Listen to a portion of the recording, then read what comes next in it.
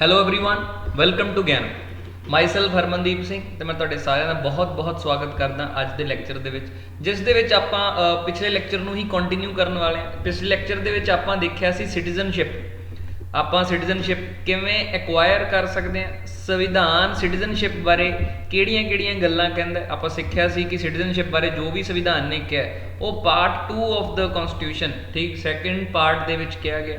ਤੇ ਜੇ ਆਰਟੀਕਲਸ ਦੀ ਗੱਲ ਕਰੀਏ, ਆਰਟੀਕਲ 5 to 11 ਹੈ ਜਿਹੜੇ ਸਿਟੀਜ਼ਨਸ਼ਿਪ ਦੇ ਨਾਲ ਰਿਲੇਟਡ ਸੀ, ਠੀਕ ਹੈ ਜੀ। ਤੋ in last session we discussed how we can get a citizenship. India ਦੇ ਵਿੱਚ ਸਿਟੀਜ਼ਨਸ਼ਿਪ ਐਕਵਾਇਰ ਕਰਨੀ ਹੋਵੇ ਕਿਸ ਤਰੀਕੇ ਦੇ ਨਾਲ ਲਈ ਜਾ ਸਕਦੀ ਹੈ।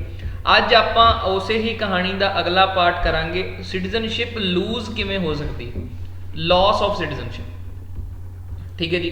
ਤੋ ਅੱਜ ਆਪਾਂ ਸੈਕਿੰਡ ਜਿਹੜਾ ਪੋਰਸ਼ਨ ਆ ਉਸ ਚੀਜ਼ ਦਾ ਟੌਪਿਕ ਦਾ ਕਵਰ ਕਰਾਂਗੇ, ਠੀਕ ਹੈ ਜੀ। ਤੋ ਖਾਸ ਗੱਲ ਇਹ ਮੈਂ ਪਹਿਲਾਂ ਦੱਸਿਆ ਸੀ, ਸੰਵਿਧਾਨ ਨੇ ਕਿਹਾ ਸੀ 26 ਜਨਵਰੀ 1950 ਜਿਸ ਤਰੀਕ ਤੋਂ ਸੰਵਿਧਾਨ ਲਾਗੂ ਹੋਇਆ ਸੀ ਉਸ ਡੇਟ ਤੋਂ ਜਿਹੜੀਆਂ ਸਿਟੀਜ਼ਨਸ਼ਿਪ ਅਕਵਾਇਰ ਕਰਨ ਦੇ ਤੇ ਲੂਜ਼ ਕਰਨ ਦੇ ਤਰੀਕੇ ਹੋਣਗੇ ਉਹ 5 ਤੋਂ 11 ਆਰਟੀਕਲਸ ਦੇ ਵਿੱਚ ਸੰਵਿਧਾਨ ਦੇ ਵਿੱਚ ਲਿਖ ਦਿੱਤੇ ਗਏ। ਬਾਅਦ ਦੇ ਵਿੱਚ ਸੰਵਿਧਾਨ ਨੇ 11ਵੇਂ ਆਰਟੀਕਲ ਦੇ ਵਿੱਚ ਇਹ ਵੀ ਕਹਿ ਦਿੱਤਾ ਸੀ ਕਿ ਫਿਊਚਰ ਦੇ ਲਈ ਸਿਟੀਜ਼ਨਸ਼ਿਪ ਦੇ ਰਿਲੇਟਡ ਕੋਈ ਵੀ ਕਾਨੂੰਨ ਬਣਾਉਣਾ ਹੋਵੇ, ਕੋਈ ਵੀ ਗੱਲ ਕਹਿਣੀ ਹੋਵੇ, ਠੀਕ, ਕੋਈ ਵੀ ਅਮੈਂਡਮੈਂਟ ਕਰਨੀ ਹੋਵੇ, ਚੇਂਜ ਕਰਨੀ ਹੋਵੇ, ਇਹ ਸਾਰੀਆਂ ਚੀਜ਼ਾਂ ਕੌਣ ਕਰ ਸਕਦਾ ਹੈ? ਪਾਰਲੀਮੈਂਟ ਕੋਲੇ ਸ਼ਕਤੀ ਹੈ ਕਿ ਉਹ ਕਾਨੂੰਨ ਬਣਾ ਕੇ ਇਹ ਸਾਰੀਆਂ ਚੀਜ਼ਾਂ ਕਰ ਸਕਦਾ। ਤੋ ਪਾਰਲੀਮੈਂਟ ਨੇ 1955 ਦੇ ਵਿੱਚ ਹੀ ਸਿਟੀਜ਼ਨਸ਼ਿਪ ਐਕਟ 1955 ਪਾਸ ਕਰਕੇ, ਠੀਕ, ਸਿਟੀਜ਼ਨਸ਼ਿਪ ਐਕਵਾਇਰ ਕਰਨ ਦੇ ਤਰੀਕੇ ਕਿ ਇਸ ਦੇਸ਼ ਦੇ ਵਿੱਚ ਸਿਟੀਜ਼ਨਸ਼ਿਪ ਐਕਵਾਇਰ ਕਿਵੇਂ ਕੀਤੀ ਜਾਊਗੀ ਤੇ ਲੂਜ਼ ਕਰਨ ਦੇ ਤਰੀਕੇ ਮੈਂਸ਼ਨ ਕਰਦੇ ਸੀ, ਠੀਕ ਹੈ ਜੀ। ਲਾਸਟ ਸੈਸ਼ਨ ਦੇ ਵਿੱਚ ਆਪਾਂ ਐਕੁਜੀਸ਼ਨ ਆਫ ਸਿਟੀਜ਼ਨਸ਼ਿਪ ਦੀ ਗੱਲ ਕੀਤੀ। ਅੱਜ ਦੇ ਸੈਸ਼ਨ ਦੇ ਵਿੱਚ ਸਿਟੀਜ਼ਨਸ਼ਿਪ ਲੂਜ਼ ਕਿਵੇਂ ਹੋ ਸਕਦੀ ਹੈ ਉਸ ਦੀ ਆਪਾਂ ਗੱਲ ਕਰਾਂਗੇ। ਮੈਨੂੰ ਉਮੀਦ ਹੈ ਤੁਸੀਂ ਪਿਛਲਾ ਸੈਸ਼ਨ ਇਸ ਦਾ ਜ਼ਰੂਰ ਦੇਖਿਆ ਹੋਊਗਾ, ਠੀਕ। ਤੋ ਅੱਜ ਆਪਾਂ ਕਹਾਣੀ ਸ਼ੁਰੂ ਕਰਦੇ ਹਾਂ। ਤੋ ਫਸਟ ਥਿੰਗ, ਠੀਕ, ਪਹਿਲਾ ਤਰੀਕਾ ਸਿਟੀਜ਼ਨਸ਼ਿਪ ਲੂਜ਼ ਕਰਨ ਦਾ ਹੈ ਉਸ ਨੂੰ ਆਪਾਂ ਕਹਿੰਦੇ ਆ ਰਿਨੰਸੀਏਸ਼ਨ, ਠੀਕ ਹੈ ਜੀ। ਤੋ ਬਹੁਤ ਸਾਰੀਆਂ ਚੀਜ਼ਾਂ ਜੇ ਆਪਾਂ ਨੂੰ ਵਰਡਸ ਦੇ ਬੇਸਿਕ ਮੀਨਿੰਗ ਪਤਾ ਲੱਗ ਜਾਣ ਆਪਾਂ ਨੂੰ ਸਮਝ ਆ ਜਾਂਦੀ ਹੈ। ਰਿਨੰਸੀਏਸ਼ਨ ਜਿਹੜਾ ਵਰਡ ਹੈ ਉਹ ਇੰਗਲਿਸ਼ ਵਰਡ ਰਿਨਾਊਂਸ ਤੋਂ ਆਇਆ।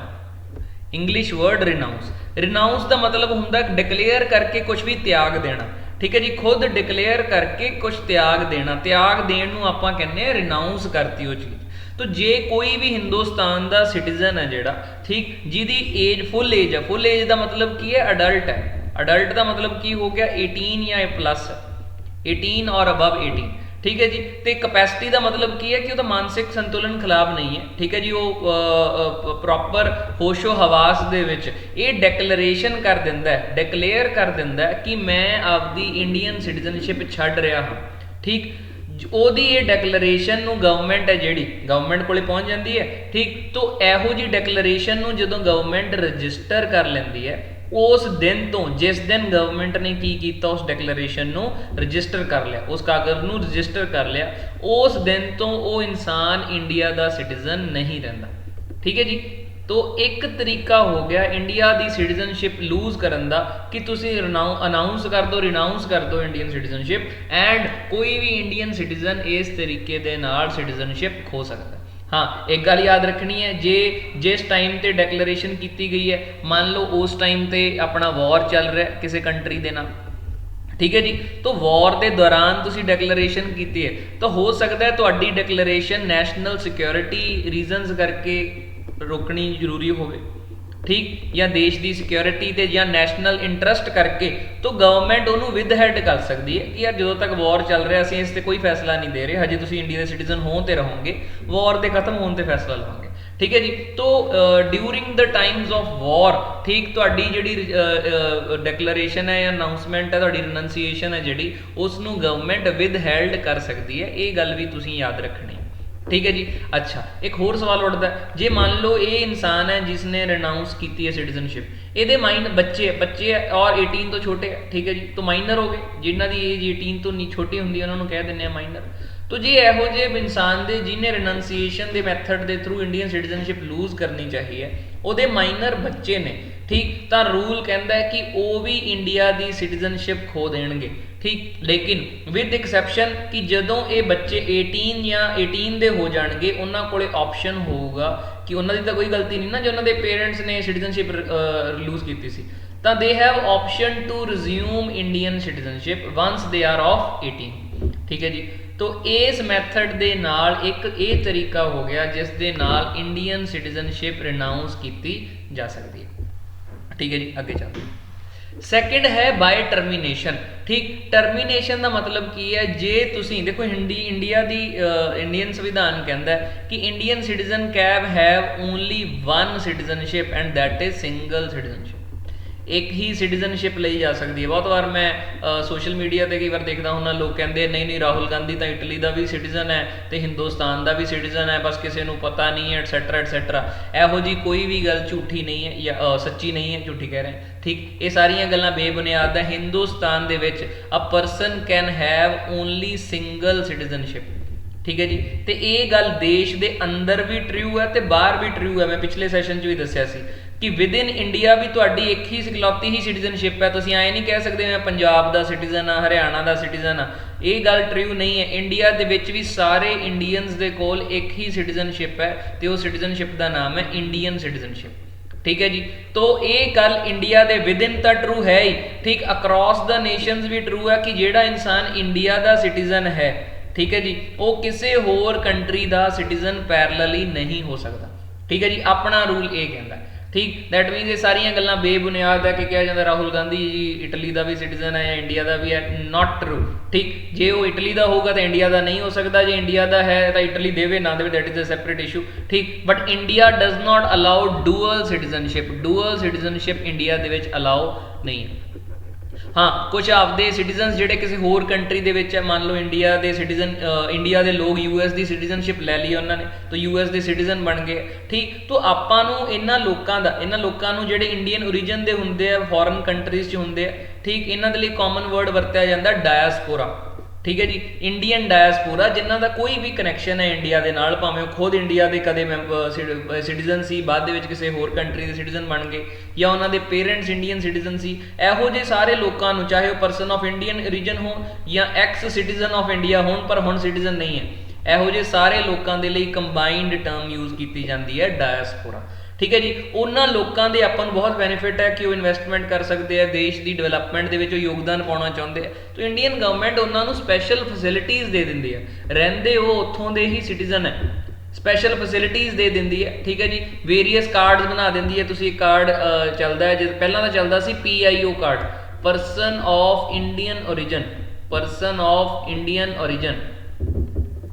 ਠੀਕ, ਫਿਰ ਇੱਕ ਹੋਰ ਆਇਆ, ਉਸ ਦਾ ਨਾਮ ਕੀ ਸੀਗਾ, ਓਵਰਸੀਜ਼ ਸਿਟੀਜ਼ਨਸ਼ਿਪ ਆਫ ਇੰਡੀਆ। ਇਹ ਐਕਚੁਅਲ ਵਿੱਚ ਸਪੈਸ਼ਲ ਅਲੱਗ ਸਿਟੀਜ਼ਨਸ਼ਿਪ ਨਹੀਂ ਹੈ, ਇਹ ਵੀ ਫੈਸਿਲਿਟੀਜ਼ ਹੀ ਪ੍ਰੋਵਾਈਡ ਕਰਦਾ ਸੀ। ਐਟ ਪ੍ਰੈਜ਼ੈਂਟ ਦੋਨੇ ਫੈਸਿਲਿਟੀਜ਼ ਨੂੰ ਮਰਜ ਕਰਕੇ ਇੱਕ ਹੀ ਨਾਮ ਦੇ ਦਿੱਤਾ ਗਿਆ, ਓਵਰਸੀਜ਼ ਸਿਟੀਜ਼ਨ ਆਫ ਇੰਡੀਆ।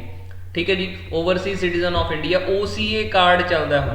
ਠੀਕ ਹੈ ਜੀ, but it is not a new citizenship. ਇਹ ਨਿਊ ਸਿਟੀਜ਼ਨਸ਼ਿਪ ਨਹੀਂ ਹੈ ਜਸਟ ਬਿਕੋਜ਼ ਆਪਾਂ ਉਹਨਾਂ ਨੂੰ ਕੋਈ ਸਪੈਸ਼ਲ ਫੈਸਿਲਿਟੀਜ਼ ਦੇ ਦਿੰਦੇ ਹਾਂ ਤਾਂ ਕਿ ਜਿਹੜਾ ਇੰਡੀਅਨ ਡਾਇਸਪੋਰਾ ਆਪਾਂ ਨੂੰ ਉਸ ਦਾ ਬੈਨੀਫਿਟ ਹੋ ਸਕੇ। ਠੀਕ ਹੈ ਜੀ, ਮੈਂ ਉਮੀਦ ਕਰਦਾ ਮੈਂ ਤੁਹਾਨੂੰ ਗਹਿਰਾਈ ਦੇ ਨਾਲ ਇਹ ਟੌਪਿਕ ਹੈ ਜਿਹੜੀ ਸਮਝਾ ਸਕਿਆ ਹਾਂ। ਤੋ ਸੈਕਿੰਡ ਮੈਥਡ ਹੈ, ਜੇ ਕੋਈ ਇਨਸਾਨ ਕੌਨਸ਼ੀਅਸਲੀ ਮਤਲਬ ਹੋਸ਼ੋ ਹਵਾਸ ਦੇ ਵਿੱਚ, ਠੀਕ ਹੈ ਜੀ, ਅਤੇ ਜਿਹਦੀ ਏਜ ਅਬਵ 18 ਹੈ, ਠੀਕ ਹੈ ਜੀ, ਉਹ ਕਿਸੇ ਹੋਰ ਕੰਟਰੀ ਦੀ ਸਿਟੀਜ਼ਨਸ਼ਿਪ ਐਕਵਾਇਰ ਕਰ ਲੈਂਦਾ।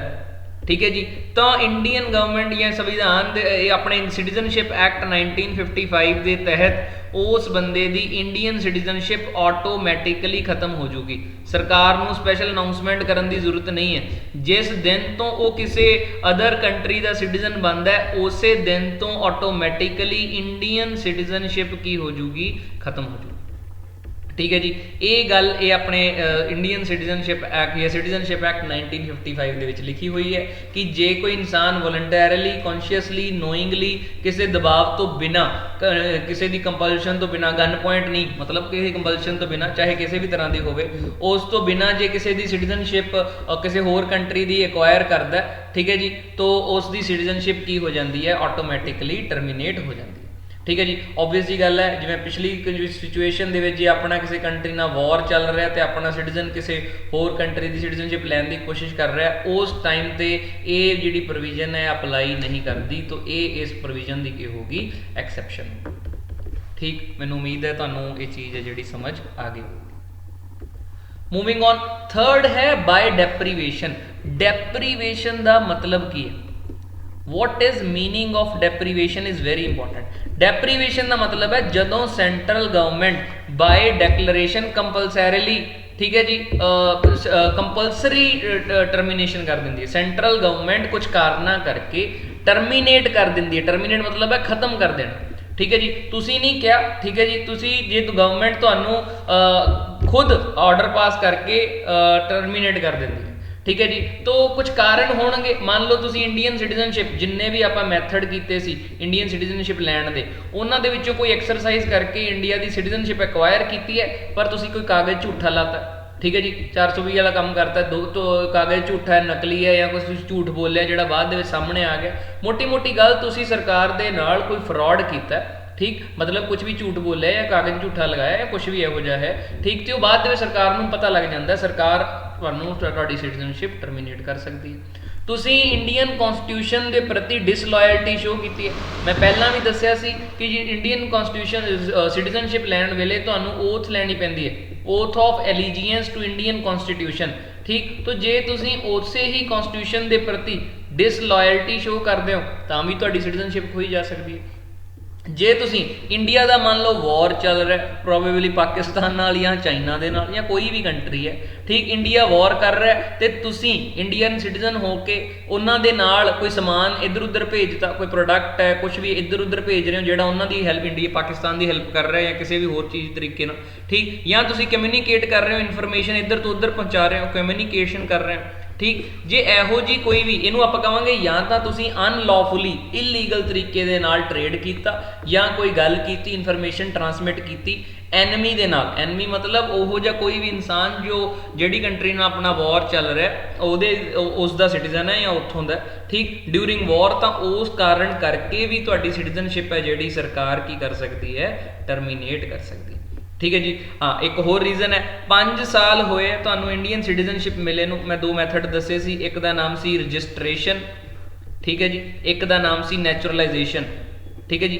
ਰਜਿਸਟ੍ਰੇਸ਼ਨ ਦਾ ਮਤਲਬ ਸੀ ਤੁਹਾਡਾ ਕਿਸੇ ਵੀ ਤਰੀਕੇ ਦਾ ਕਨੈਕਸ਼ਨ ਬਣ ਗਿਆ ਇੰਡੀਆ ਦੇ ਨਾਲ, ਠੀਕ ਹੈ ਜੀ। ਨੈਚੁਰਲਾਈਜੇਸ਼ਨ ਦਾ ਤੁਹਾਡਾ ਕੋਈ ਕਨੈਕਸ਼ਨ ਨਹੀਂ ਹੈ ਇੰਡੀਆ ਦੇ ਨਾਲ, ਫਿਰ ਵੀ ਤੁਸੀਂ ਸਿਟੀਜ਼ਨਸ਼ਿਪ ਲੈਣਾ ਚਾਹੁੰਦੇ ਸੀ, ਠੀਕ ਹੈ ਜੀ। ਪਿਛਲੇ ਸੈਸ਼ਨ ਦੇ ਵਿੱਚ ਮੈਂ ਡਿਟੇਲ 'ਚ ਦੱਸਿਆ ਸੀ, ਠੀਕ। ਤਾਂ ਤੁਹਾਨੂੰ ਰਜਿਸਟ੍ਰੇਸ਼ਨ ਦੇ ਮੈਥਡ ਦੇ ਨਾਲ ਜਾਂ ਨੈਚੁਰਲਾਈਜੇਸ਼ਨ ਦੇ ਮੈਥਡ ਦੇ ਨਾਲ, ਠੀਕ ਹੈ ਜੀ, ਸਿਟੀਜ਼ਨਸ਼ਿਪ ਮਿਲੀ ਹੈ। 5 ਸਾਲ ਪੂਰੇ ਨਹੀਂ ਹੋਏ ਤੇ 5 ਸਾਲ ਪੂਰੇ ਹੋਣ ਤੋਂ ਪਹਿਲਾਂ ਤੁਹਾਨੂੰ ਇੰਡੀਆ ਜਾਂ ਕਿਸੇ ਵੀ ਹੋਰ ਕੰਟਰੀ ਦੇ ਵਿੱਚ, ਐਨੀ ਅਦਰ ਕੰਟਰੀ ਦੇ ਵਿੱਚ 2 ਸਾਲ ਤੋਂ ਵੱਧ, 2 ਸਾਲ ਜਾਂ ਉਸ ਤੋਂ ਜ਼ਿਆਦਾ ਦੀ ਕੀ ਹੋ ਗਈ ਹੈ, ਸਜ਼ਾ ਹੋ ਗਈ ਹੈ, ਇੰਪ੍ਰਿਜ਼ਨਮੈਂਟ ਹੋ ਗਈ ਹੈ। ਤਾਂ ਗੱਲ ਹੀ ਬਣਦੀ ਹੈ ਨਾ, ਇੰਡੀਆ ਕਹੂਗਾ ਯਾਰ ਕਿਹੋ ਜਿਹੇ ਬੰਦੇ ਨੂੰ ਸਿਟੀਜ਼ਨਸ਼ਿਪ ਦੇਤੀ ਹੈ, ਇਹਦਾ ਤਾਂ ਮਤਲਬ ਕਰੈਕਟਰ ਸਹੀ ਨਹੀਂ ਹੈ, ਸਜ਼ਾ ਹੋ ਗਈ ਹੈ, ਕ੍ਰਾਈਮ ਕਰ ਰਿਹਾ, ਠੀਕ। ਤਾਂ ਇਹ ਵੀ ਇੱਕ ਗਰਾਊਂਡ ਬਣਦਾ ਹੈ ਇੰਡੀਅਨ ਗਵਰਨਮੈਂਟ ਤੁਹਾਡੀ ਸਿਟੀਜ਼ਨਸ਼ਿਪ ਖੋ ਸਕਦੀ ਹੈ, ਠੀਕ। ਫਾਈਨਲੀ, ਜੇ ਇੰਡੀਅਨ ਸਿਟੀਜ਼ਨ ਇੰਡੀਆ ਤੋਂ 7 ਸਾਲਾਂ ਦੇ ਲਈ ordinarily resident out of India, this is also a ground that government can terminate your citizenship. ਜ਼ਰੂਰੀ ਨਹੀਂ ਕੀਤੀ ਹੀ ਜਾਊਗੀ, but government can terminate your citizenship, ਠੀਕ ਹੈ ਜੀ। ਅਲੋਂਗ ਵਿਦ ਦੈਟ, ਤੋਂ ਇਹ ਹੋ ਗਏ 3 ਮੈਥਡ ਜਿਹਦੇ ਨਾਲ ਸਿਟੀਜ਼ਨਸ਼ਿਪ ਤੁਹਾਡੀ ਲੂਜ਼ ਹੋ ਸਕਦੀ, ਠੀਕ ਹੈ ਜੀ। ਤੁਹਾਨੂੰ ਸਾਰਿਆਂ ਨੂੰ ਯਾਦ ਹੋਊਗਾ 2019 ਦੇ ਵਿੱਚ ਇੱਕ CAA 2019 ਦੇ ਵੀ ਦੀ ਬਹੁਤ ਜ਼ਿਆਦਾ ਗੱਲ ਹੋਈ। CAA ਮਤਲਬ ਸਿਟੀਜ਼ਨਸ਼ਿਪ ਅਮੈਂਡਮੈਂਟ ਐਕਟ, ਠੀਕ ਹੈ ਜੀ, ਸਿਟੀਜ਼ਨਸ਼ਿਪ ਅਮੈਂਡਮੈਂਟ ਐਕਟ, ਠੀਕ ਹੈ ਜੀ। ਤਾਂ ਇਹ ਕੋਈ ਪਹਿਲਾ ਸਿਟੀਜ਼ਨਸ਼ਿਪ ਅਮੈਂਡਮੈਂਟ ਐਕਟ ਨਹੀਂ ਹੈ, ਇਸ ਤੋਂ ਪਹਿਲਾਂ ਵੀ ਬਹੁਤ ਆ ਚੁੱਕੇ ਹੈ, ਠੀਕ। ਮੈਂ ਪਿਛਲੇ ਸੈਸ਼ਨ ਦੇ ਵਿੱਚ ਵੀ ਦੱਸਿਆ ਸੀ, ਇਹ 2019 ਵਾਲਾ ਲੇਟੈਸਟ, ਠੀਕ ਹੈ ਜੀ। ਤੋ CAA ਕਿ ਅਮੈਂਡਮੈਂਟ ਕਰ ਰਿਹਾ, ਮਤਲਬ ਕਿਹੜੇ ਕਾਨੂੰਨ 'ਚ ਅਮੈਂਡਮੈਂਟ ਕਰ ਰਿਹਾ, ਸਿਟੀਜ਼ਨਸ਼ਿਪ ਐਕਟ 1955। ਮੇਨ ਕਾਨੂੰਨ ਤਾਂ ਇਹੀ ਹੈ ਜਿਹੜਾ 1955 'ਚ ਪਾਸ ਕੀਤਾ ਗਿਆ। ਇਸ ਮੇਨ ਕਾਨੂੰਨ ਨੂੰ ਆਪਾਂ ਪ੍ਰਿੰਸੀਪਲ ਐਕਟ ਕਹਿ ਦਿੰਦੇ ਹਾਂ, ਠੀਕ ਹੈ ਜੀ, ਪ੍ਰਿੰਸੀਪਲ ਐਕਟ, ਜਿਹਦੇ ਵਿੱਚ ਇਹ ਕੀ ਕਰ ਰਿਹਾ, ਚੇਂਜ ਕਰ ਰਿਹਾ, ਠੀਕ। तो भाई ये प्रिंसीपल एक्ट हो गया, ये वाला संविधान CAA 2019 ਇਹਦੇ 'ਚ ਚੇਂਜ ਕਰ ਰਿਹਾ ਸੀ। ਕੀ ਚੇਂਜ ਕਰ ਰਿਹਾ, ਇਹ ਕੁਝ ਨਵੇਂ ਕੈਟਾਗਰੀ ਆਫ ਪੀਪਲ ਨੂੰ ਸਿਟੀਜ਼ਨਸ਼ਿਪ ਦੇਣ ਦੀ ਇਸ ਐਕਟ ਨੇ ਸਿਟੀਜ਼ਨਸ਼ਿਪ ਪ੍ਰੋਵਾਈਡ ਕਰਨੀ ਹੈ, ਠੀਕ ਹੈ ਜੀ। ਕਿਹੜੇ ਕੈਟਾਗਰੀ ਆਫ ਪੀਪਲ, ਠੀਕ। ਪਹਿਲੀ ਕੁਝ ਕੈਟਾਗਰੀਜ਼ ਹੈ, ਸਾਰੀਆਂ ਤਿੰਨੇ ਸਾਈਮਲਟੇਨੀਅਸਲੀ ਪੂਰੀਆਂ ਹੋਣੀਆਂ ਚਾਹੀਦੀਆਂ, ਠੀਕ। ਪਹਿਲੀ ਕੰਡੀਸ਼ਨ ਕੀ ਹੈ, ਉਹ ਲੋਕ ਜਿਹੜੇ ਕੀ ਨੇ, ਜਾਂ ਤਾਂ ਹਿੰਦੂ ਨੇ, ਜਾਂ ਤਾਂ ਸਿੱਖ ਨੇ, ਬੁੱਧਿਸਟ ਨੇ, ਜੈਨ ਨੇ, ਪਾਰਸੀ ਨੇ, ਕ੍ਰਿਸਚਨ, ਠੀਕ ਹੈ ਜੀ। ਤੁਸੀਂ ਨੋਟਿਸ ਕਰੋਗੇ ਨॉन ਮੁਸਲਿਮ ਹੈ ਜਿਹੜੇ, ਬੇਸਿਕਲੀ नॉन ਮੁਸਲਿਮ ਤੇ ਜਿਹੜੇ ਮੈਂਸ਼ਨ ਕਰਤੇ ਕਿ ਆ ਹਿੰਦੂ, ਸਿੱਖ, ਬੁੱਧਿਸਟ, ਜੈਨ, ਕ੍ਰਿਸਚਨ, ਪਾਰਸੀ, ਇਹ ਧਰਮ ਦੇ ਨੂੰ ਬਿਲੋਂਗ ਕਰਦੇ ਨੇ, ਇਹਨਾਂ ਧਰਮਾਂ ਦੇ ਲੋਕ ਨੇ, ਇਹਨਾਂ ਦੇ ਨਾਮ ਨੇ, ਠੀਕ। ਅੱਛਾ, ਪਹਿਲੀ ਕੰਡੀਸ਼ਨ ਇਹ ਹੋਊਗੀ। 3 ਹੀ ਕੰਟਰੀਆਂ 'ਚੋਂ ਪੂਰੇ ਵਰਲਡ ਦੇ ਇਹ ਸਾਡੇ ਲੋਕ ਨਹੀਂ ਐਲੀਜੀਬਲ, ਪਾਕਿਸਤਾਨ, ਅਫਗਾਨਿਸਤਾਨ ਤੇ ਬੰਗਲਾਦੇਸ਼, ਤਿੰਨ ਹੀ ਕੰਟਰੀਆਂ ਤੋਂ ਹੋਣੇ ਚਾਹੀਦੇ ਆ, ਠੀਕ ਹੈ ਜੀ। ਪਾਕਿਸਤਾਨ, ਅਫਗਾਨਿਸਤਾਨ ਤੇ ਬੰਗਲਾਦੇਸ਼। ਤੇ ਪਲੱਸ ਤੀਜੀ ਕੈਟੇਗਰੀ ਕੀ ਹੈ, ਇਹਨਾਂ ਨੇ ਇੰਡੀਆ ਦੇ ਵਿੱਚ ਇੰਡੀਆ 'ਚ ਆਏ ਹੋਣ ਦਸੰਬਰ 31 2014 ਤੋਂ ਪਹਿਲਾਂ ਪਹਿਲਾਂ, ਦਸੰਬਰ 31 2014 ਤੋਂ ਪਹਿਲਾਂ ਪਹਿਲਾਂ। ਤੇ ਆਉਣ ਦਾ ਕਾਰਨ ਕੀ ਹੋਵੇ, ਇਹਨਾਂ ਨੂੰ ਰਿਲੀਜੀਅਸ ਤੌਰ ਤੇ ਉੱਥੇ ਪਰਸੀਕਿਊਟ ਕੀਤਾ ਗਿਆ ਹੋਵੇ। ਪਰਸੀਕਿਊਟ ਦਾ ਮਤਲਬ ਹੁੰਦਾ ਕਿ ਇਹਨਾਂ ਨੂੰ ਧਰਮ, ਕਿਉਂਕਿ ਇਹਨਾਂ ਦਾ ਧਰਮ ਉੱਥੋਂ ਇਹਨਾਂ ਤਿੰਨ ਕੰਟਰੀਆਂ ਦੇ ਵਿੱਚ ਮੈਜੋਰਿਟੀ ਰਿਲੀਜਨ ਕਿਹੜਾ ਹੈ, ਇਸਲਾਮ ਮੈਜੋਰਿਟੀ ਰਿਲੀਜਨ ਹੈ, ਠੀਕ। ਮਤਲਬ ਇੱਥੇ ਮੁਸਲਿਮ ਲੋਕ ਮੈਜੋਰਿਟੀ ਦੇ ਵਿੱਚ ਨੇ, ਤੇ ਕਿਉਂਕਿ ਇਹ ਸਾਰੇ ਲੋਕ ਉੱਥੇ ਮਾਈਨੋਰਿਟੀਜ਼ ਦੇ ਮਾਈਨੋਰਿਟੀ ਨੇ, ਰਿਲੀਜੀਅਸ ਮਾਈਨੋਰਿਟੀਜ਼ ਨੇ। ਕਿਹੜੇ ਲੋਕ, ਹਿੰਦੂ, ਸਿੱਖ, ਬੁੱਧ, ਜੈਨ, ਕ੍ਰਿਸਚਨ, ਪਾਰਸੀ, ਠੀਕ ਹੈ ਜੀ। ਤੋ ਇਹ ਸਾਰੇ ਲੋਕ ਕਿਉਂਕਿ ਉੱਥੇ ਮਾਈਨੋਰਿਟੀ 'ਚ ਨੇ, ਇਹਨਾਂ ਦੇ ਧਰਮ ਦੇ ਕਰਕੇ ਇਹਨਾਂ ਨੂੰ ਮਾਰਿਆ ਕੁੱਟਿਆ ਜਾ ਰਿਹਾ, ਐਕਸਪਲੋਇਟੇਸ਼ਨ ਕੀਤੀ ਜਾ ਰਹੀ ਹੈ। ਇਹਨਾਂ ਕਾਰਨਾਂ ਕਰਕੇ ਇਸ ਚੀਜ਼ ਤੋਂ ਬਚਣ ਦੇ ਲਈ ਉਹ ਭੱਜ ਕੇ 31 ਦਸੰਬਰ 2014 ਤੋਂ ਪਹਿਲਾਂ ਪਹਿਲਾਂ ਜਿੰਨੇ ਵੀ ਇੰਡੀਆ ਦੇ ਵਿੱਚ ਆ ਗਏ, ਠੀਕ, ਉਹਨਾਂ ਲੋਕਾਂ ਨੂੰ ਇਹ ਸਿਟੀਜ਼ਨਸ਼ਿਪ ਅਮੈਂਡਮੈਂਟ ਐਕਟ ਕੀ ਪ੍ਰੋਵਾਈਡ ਕਰੂਗਾ, ਸਿਟੀਜ਼ਨਸ਼ਿਪ ਕੀ ਕਰੂਗਾ, ਪ੍ਰੋਵਾਈਡ ਕਰੂਗਾ, ਠੀਕ ਹੈ ਜੀ। ਤੋ ਇਹ ਕਾਨੂੰਨ ਕਹਿੰਦਾ ਕਿ ਪਹਿਲੀ ਗੱਲ ਇਹਨਾਂ ਸਾਰੇ ਲੋਕਾਂ ਨੂੰ ਸਿਟੀਜ਼ਨਸ਼ਿਪ ਮਿਲੂਗੀ। ਟੈਕਨੀਕਲੀ ਤੁਹਾਨੂੰ ਯਾਦ ਹੋਣਾ, ਮੈਂ ਪਿਛਲੇ ਸਲਾਈਡ ਦੇ ਵਿੱਚ, ਪਿਛਲੇ ਸੈਸ਼ਨ ਦੇ ਵਿੱਚ ਦੱਸਿਆ ਸੀ ਕਿ 14 ਚੋਂ 11 ਸਾਲ ਹੈ ਜਿਹੜੇ ਇੰਡੀਆ 'ਚ ਸਪੈਂਡ ਕੀਤੇ ਹੋਣੇ ਚਾਹੀਦੇ ਆ, ਠੀਕ। 11 ਦੀ ਲਿਮਿਟ ਸੀ। ਇਹ ਜਿਹੜੀ ਅਮੈਂਡਮੈਂਟ ਹੈ 11 ਤੋਂ ਲਿਮਿਟ ਨੂੰ ਕਿ ਇਹਨਾਂ ਲੋਕਾਂ ਦੇ ਲਈ ਕਿੰਨੀ ਕਰ ਦਿੰਦੀ ਹੈ, 5 ਕਰ ਦਿੰਦੀ ਹੈ, ਠੀਕ ਹੈ ਜੀ। ਤੋ ਪਹਿਲੀ ਗੱਲ ਕੀ ਹੈ, ਇਹਨਾਂ ਦੇ ਲਈ ਇਹ ਜਿਹੜੀ ਲਿਮਿਟ ਹੈ 11 ਸਾਲਾਂ ਤੋਂ ਘਟਾ ਕੇ ਕਿੰਨੀ ਕਰ ਦਿੱਤੀ ਜਾਊਗੀ, 5 ਕਰ ਦਿੱਤੀ ਜਾਊਗੀ। ਜਿਹਦਾ ਮਤਲਬ ਕੀ ਹੈ, ਦੇਖੋ ਜੇ 31 ਦਸੰਬਰ 2014 ਤੋਂ ਪਹਿਲਾਂ ਪਹਿਲਾਂ ਆਏ, ਠੀਕ ਹੈ ਜੀ, 2019 ਦੇ ਵਿੱਚ ਅਮੈਂਡਮੈਂਟ ਕੀਤੀ ਜਾ ਰਹੀ ਹੈ, ਤਾਂ 5 ਸਾਲ ਤਾਂ ਆਟੋਮੈਟਿਕਲੀ ਹੀ ਹੋ ਗਏ ਨਾ, ਠੀਕ। ਇਸ ਤਰੀਕ ਨੂੰ ਤਾਂ ਸਾਰਿਆਂ ਦੇ ਹੀ ਇਦੋਂ ਪਹਿਲਾਂ ਜਿੰਨੇ ਵੀ ਲੋਕ ਆਏ ਹੋਣਗੇ ਉਹਨਾਂ ਦੇ 5 ਸਾਲ ਪੂਰੇ ਹੋ ਹੀ ਗਏ, ਉਹਨਾਂ ਨੂੰ ਸਿਟੀਜ਼ਨਸ਼ਿਪ ਪ੍ਰੋਵਾਈਡ ਕੀਤੀ ਜਾਊਗੀ, ਠੀਕ। ਇਹਨਾਂ ਨੂੰ ਇਲੀਗਲ ਮਾਈਗਰੈਂਟਸ ਹੁਣ ਤੱਕ ਮੰਨਿਆ ਜਾ ਰਿਹਾ ਸੀ, ਠੀਕ ਹੈ ਜੀ। ਇਲੀਗਲ ਮਾਈਗਰੈਂਟਸ ਹੋਣ ਦੇ ਕਾਰਨ, ਠੀਕ, ਇਹਨਾਂ ਨੂੰ ਕੋਈ ਵੀ ਗਵਰਨਮੈਂਟ ਸਕੀਮ ਦਾ ਲਾਭ ਨਹੀਂ ਮਿਲਦਾ ਸੀ, ਇਹਨਾਂ ਨੂੰ ਕੋਈ ਵੀ ਬੇਸਿਕ ਅਪੋਰਚੁਨਿਟੀਜ਼ ਨਹੀਂ ਮਿਲ ਰਹੀਆਂ ਸੀ ਗਰੋਥ ਦੀਆਂ, ਠੀਕ। ਇਹਨਾਂ ਨਾਲ ਮਾੜਾ ਹੀ ਬਿਹੇਵ ਉੱਥੇ ਹੋ ਰਿਹਾ ਸੀ ਤੇ ਮਾੜਾ ਹੀ ਇੰਡੀਆ 'ਚ ਹੋ ਰਿਹਾ ਸੀ, ਜਸਟ ਬਿਕੋਜ਼ ਇਹ ਕੀ ਨੇ, ਇਲੀਗਲ ਨੇ। ਇਹ ਐਕਟ ਇਹਨਾਂ ਨੂੰ ਸਿਟੀਜ਼ਨਸ਼ਿਪ ਦੇ ਕੇ ਬਹੁਤ ਸਾਰੇ ਬੈਨੀਫਿਟਸ ਕੀ ਕਰ ਦੂਗਾ, ਪ੍ਰੋਵਾਈਡ ਕਰ ਦੂਗਾ। ਨਾਲ ਇਹ ਕਹਿੰਦੇ ਆ ਜਦੋਂ ਇਹ ਸਿਟੀਜ਼ਨ ਬਣ ਜਾਣਗੇ, ਠੀਕ, ਇਹਨਾਂ ਨੂੰ ਜਿਸ ਦਿਨ ਤੋਂ ਇੰਡੀਆ ਦੇ ਵਿੱਚ ਆਏ ਆ ਉਸ ਦਿਨ ਤੋਂ ਹੀ ਸਿਟੀਜ਼ਨਸ਼ਿਪ ਮੰਨੀ ਜਾਊਗੀ। ਇਹਨਾਂ ਦੇ ਖਿਲਾਫ ਜੇ ਕੋਈ ਲੀਗਲ ਕਾਰਵਾਈ ਚੱਲ ਰਹੀ ਹੈ ਉਹ ਸਾਰੀਆਂ ਕਾਰਵਾਈਆਂ ਬੰਦ ਕਰ ਦਿੱਤੀਆਂ ਜਾਣਗੀਆਂ, ਠੀਕ ਹੈ ਜੀ। ਤੋ ਇਹ ਸਾਰੀਆਂ ਚੀਜ਼ਾਂ ਫਿਰ ਬਹੁਤ ਸਾਰੇ ਸਟੂਡੈਂਟ ਦੇ ਮਾਈਂਡ ਦੇ ਵਿੱਚ ਹੋਊਗਾ, ਫਿਰ ਇੰਨੇ ਲੋਕ ਜੇ ਇਹ ਸਿਟੀਜ਼ਨਸ਼ਿਪ ਦੇ ਹੀ ਰਿਹਾ ਤਾਂ ਇੰਨੇ ਲੋਕ ਇਸ ਦਾ ਵਿਰੋਧ ਕਿਉਂ ਕਰ ਰਹੇ ਸੀ। ਗਵਰਨਮੈਂਟ ਨੇ ਜਿਹੜੀਆਂ ਗੱਲਾਂ ਕਹੀਆਂ, ਪ੍ਰੋਜ਼ ਕਹੇ ਕਿ ਜੀ ਅਸੀਂ ਤਾਂ ਕਰ ਰਹੇ ਹਾਂ ਕਿਉਂਕਿ ਇਹ ਸਾਰੇ ਰਿਲੀਜਨ ਮਾਈਨੋਰਿਟੀ ਰਿਲੀਜਨ ਨੇ ਇਹਨਾਂ ਤਿੰਨ ਕੰਟਰੀਆਂ ਦੇ ਵਿੱਚ, ਪਾਕਿਸਤਾਨ, ਅਫਗਾਨਿਸਤਾਨ, ਬੰਗਲਾਦੇਸ਼, ਤੇ ਇਹਨਾਂ ਦੀ ਉੱਥੇ ਐਕਸਪਲੋਇਟੇਸ਼ਨ ਹੋ ਰਹੀ ਹੈ ਤਾਂ ਆਪਣਾ ਫਰਜ਼ ਬਣਦਾ ਇਹਨਾਂ ਨੂੰ ਸਿਟੀਜ਼ਨਸ਼ਿਪ ਦੇਈਏ, ਠੀਕ ਹੈ ਜੀ। ਇੱਕ ਗਵਰਨਮੈਂਟ ਨੇ ਕੀ ਕਿਹਾ ਕਿ ਇਹਨਾਂ ਦੀ ਗਰੋਥ ਦੇ ਲਈ, ਇਹਨਾਂ ਦੀ ਓਪਰਚੁਨਿਟੀਜ਼ ਦੇ ਲਈ ਇਹ ਚੀਜ਼ ਕੀ ਹੈ, ਜ਼ਰੂਰੀ ਹੈ, ਠੀਕ। ਓਪੋਜੀਸ਼ਨ ਵਾਲੇ ਲੋਕ ਕਹਿ ਰਹੇ, ਜਿਹੜੇ ਇਸ ਕਾਨੂੰਨ ਦਾ ਵਿਰੋਧ ਕਰ ਰਹੇ ਆ, ਉਹ ਕੀ ਕਹਿੰਦੇ, ਉਹ ਕਹਿੰਦੇ ਪਹਿਲੀ ਗੱਲ ਆਪਣਾ ਸੰਵਿਧਾਨ ਕਹਿੰਦਾ ਧਰਮ ਦੇ ਆਧਾਰ ਤੇ ਕਿਸੇ ਨਾਲ ਡਿਸਕ੍ਰਿਮੀਨੇਟ ਨਹੀਂ ਕਰ ਸਕਦੇ। ਇੱਥੇ ਮੁਸਲਿਮਸ ਦੇ ਨਾਲ ਡਿਸਕ੍ਰਿਮੀਨੇਸ਼ਨ ਹੋ ਰਹੀ ਹੈ ਕਿਉਂਕਿ ਉਹ ਇਸ ਕੈਟੇਗਰੀ ਦੇ ਵਿੱਚ ਨਹੀਂ ਇਨਕਲੂਡ ਹੈ, ਠੀਕ। ਤੋ ਇਹ ਇਕੁਐਲਿਟੀ ਜਾਂ ਦੇ ਕੀ ਹੈ, ਖਿਲਾਫ ਹੈ ਇਕੁਐਲਿਟੀ ਦੇ, ਕਿਉਂਕਿ ਇਹ ਮੁਸਲਿਮਸ ਨੂੰ ਬਾਹਰ ਕਰਦਾ, ਮੁਸਲਿਮਸ ਨੂੰ ਇਹ ਪ੍ਰੋਵੀਜ਼ਨ ਅਪਲਾਈ ਨਹੀਂ ਹੁੰਦੀ। ਸਰਕਾਰ ਕਹਿੰਦੀ ਹੈ ਜੀ ਕਿਉਂਕਿ ਮੁਸਲਿਮ ਉਹਨਾਂ ਥਾਵਾਂ ਦੇ ਵਿੱਚ ਪਾਕਿਸਤਾਨ, ਅਫਗਾਨਿਸਤਾਨ ਤੇ ਬੰਗਲਾਦੇਸ਼ ਦੇ ਵਿੱਚ ਮੈਜੋਰਿਟੀ 'ਚ ਨੇ, ਤਾਂ ਇਹਨਾਂ ਦੀ ਐਕਸਪਲੋਇਟੇਸ਼ਨ ਤਾਂ ਹੋ ਹੀ ਨਹੀਂ ਰਹੀ ਅਤੇ ਅਸੀਂ ਐਕਸਪਲੋਇਟਡ ਜਾਂ ਪਰਸੀਕਿਊਟਡ ਕਮਿਊਨਿਟੀਜ਼ ਨੂੰ ਦੇ ਰਹੇ ਹਾਂ, ਠੀਕ। ਉਹ ਕੌਨਸ ਵਾਲੇ ਲੋਕ ਕਹਿੰਦੇ ਆ ਮੁਸਲਿਮ ਦੇ ਵਿੱਚ ਵੀ ਸਬ ਕੈਟੇਗਰੀਜ਼ ਨੇ, ਠੀਕ। ਤੁਹਾਨੂੰ ਪਤਾ ਸ਼ੀਆ, ਸੁੰਨੀ, ਇਹ ਸਭ ਮੁਸਲਿਮ ਇਸਲਾਮ ਦੀ ਕੈਟੇਗਰੀਜ਼ ਦੇ ਅੰਦਰ ਆਉਂਦਾ। ਮੁਸਲਿਮਸ ਦੇ ਅੰਡਰ ਕੋਈ ਮੁਸਲਿਮ ਸ਼ੀਆ ਮੁਸਲਿਮ ਹੁੰਦੇ ਆ, ਕੋਈ ਸੁੰਨੀ ਹੁੰਦੇ ਆ। ਇਹਨਾਂ ਕੰਟਰੀਜ਼ ਦੇ ਵਿੱਚ ਅਹਿਮਦੀਆਜ਼ ਨੇ, ਠੀਕ ਹੈ ਜੀ, ਜਿਨ੍ਹਾਂ ਦੀ ਐਕਸਪਲੋਇਟੇਸ਼ਨ ਹੋ ਰਹੀ ਹੈ, ਠੀਕ। ਮਿਆਂਮਾਰ ਦੇ ਵਿੱਚ ਰੋਹਿੰਗਿਆਜ਼ ਨੇ, ਉਹ ਕਹਿੰਦੇ ਮਿਆਂਮਾਰ ਨਹੀਂ ਇਨਕਲੂਡਿਡ, ਰੋਹਿੰਗਿਆਜ਼ ਦਾ ਕੋਈ, ਉਹਨਾਂ ਨੂੰ ਵੀ ਧਾਰਮਿਕ ਤੌਰ 'ਤੇ ਮਾਰਿਆ ਕੁੱਟਿਆ ਜਾ ਰਿਹਾ, ਠੀਕ। ਉਹਨਾਂ ਦੀ ਲਾਈਫ ਨੂੰ, ਪ੍ਰਾਪਰਟੀ ਨੂੰ ਖਤਰਾ, ਠੀਕ। ਤਾਂ ਮੁਸਲਿਮਸ ਦੇ ਵਿੱਚ ਵੀ ਰਿਲੀਜੀਅਸਲੀ ਪਰਸੀਕਿਊਟਡ ਕਮਿਊਨਿਟੀਜ਼ ਹੈਗੀਆਂ ਨੇ।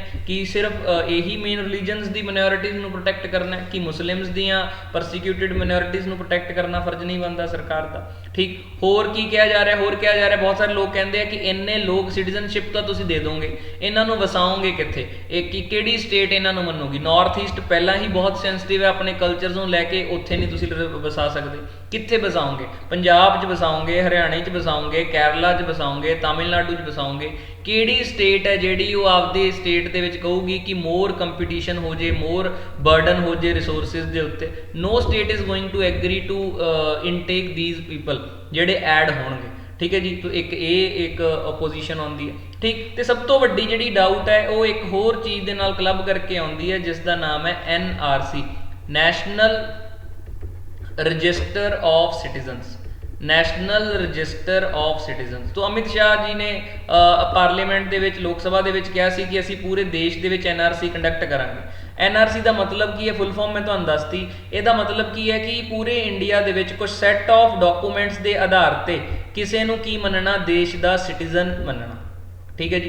कोई सैट ऑफ डॉकूमेंट्स के आधार पर लोगों सिटीजन मनना, ठीक। वैसे अपने संविधान के हर सभ्य कंट्री का रूल होंदा है, जदों तक तुहानूं कोई एविडेंस नहीं मिल जाता उदों तक तुसीं इंसान नूं की मनदे हो, इनोसेंट मनदे हो। इनोसेंट अंटिल प्रूवन गिल्टी का कंसैप्ट होंदा है। NRC दे विच एक कंसैप्ट ओपोजिट हो जाता है, बाय डिफॉल्ट तुसीं सारे देश की पॉपूलेशन नूं इलीगल मनोगे, इलीगल है जी ये, ठीक। जेड़े जेड़े कागज दिखाई जाणगे उन्होंने तुसीं की मान लोगे, लीगल मान लोगे, ठीक। तो जे सारे देश दे विच NRC की जाती है तो होगा कि बहुत सारे लोगों कोल ये डॉकूमेंट्स है जेड़े जेड़े भी वैलिड मन्ने जाणगे सिटीजनशिप का प्रूफ देने के लिए, बहुत सारे लोगों कोल ये डॉकूमेंट शायद ना हो। क्यों ना हो? क्योंकि बई गरीबी इन्नी है, कोई डॉकूमेंट शायद बनवाए ना हो, या वो डॉकूमेंट लूज हो गए हों due to floods, due to drought, due to migration, XYZ, fire, for कोई भी कारण हो सकते हैं जिन्ना करके डॉकूमेंट किसी को ना हो। अनअवेयरनैस भी तो है, लैक ऑफ अवेयरनैस भी मैं कह सकता, ठीक। कि किसी को लग्या हो की करना, दिहाड़ी करनी, कागज की करना। तो इन्होंने कागज़ों के ना होने करके बहुत सारे लोग की डिकलेयर हो जाएंगे, इलीगल डिकलेयर हो जाएंगे। उहदे हिंदूज़ भी होणगे, सिख भी होणगे, ठीक है जी, बुद्ध भी होणगे, जैन भी होणगे, क्रिश्चियन भी होणगे, पारसी भी होणगे, मुस्लिम भी होणगे, ठीक है। ये सारे तुसीं इलीगल डिकलेयर करते। हुण जिहड़े लोग इलीगल डिकलेयर होए तुसीं उन्हां नूं चक के अलग थां ते लै जाओगे, तुसीं कहोगे जी इत्थे रहो तुसीं, क्योंकि तुसीं सारे की हो, इलीगल हो, ठीक है जी। होऊगा कि सारे धर्मां दे लोग, हिंदू, सिख, बुद्ध, जैन, क्रिश्चियन, पारसी, इन्हां लई तां तुसीं जी ऑलरेडी सिटीजनशिप अमेंडमेंट एक्ट 2019 बनाया हुआ है, जिहदे तहत ये सारे लोग की हो जाएंगे, वापस सिटीजन बन जाएंगे, ठीक है जी। जिहड़ा बंदा सिटीजन नहीं बन पाऊगा वो सिर्फ एक ही कौम बचूगी जिसका नाम की है मुस्लिम्स, ठीक। तो जदों NRC ते सिटीजनशिप अमेंडमेंट एक्ट 2019 दोनों कट्ठे देखते हैं आपां, उदों इस चीज़ के नैगेटिव फीचर्स ज़्यादा उभर के सामने आते हैं, जिहदे नाल ये जिहड़ी एक्सरसाइज है ये डेंजरस हो सकती है जे NRC लागू की जाऊगी अलॉन्ग विद द CAA, ठीक है जी। तो ये सारे पॉइंट ऑफ व्यूज़ है मैं तुहानूं जिहड़े प्रेजेंट किए, फैसला लेना तुहाडा काम है कि किहड़ी चीज़ सही है, सरकार सही कर रही है, गलत कर रही है, ठीक। एग्जाम पॉइंट ऑफ व्यू तो फैक्चुअल गल्लां मैं स्लाइड्स दे विच मैंशन करती हैं। उम्मीद है तुहानूं लैक्चर चंगा लग्या होगा, समझ भी आया होगा। This is all from my side, thank you everyone. I will be back with the new topic, new discussion. Till then take care, have good day.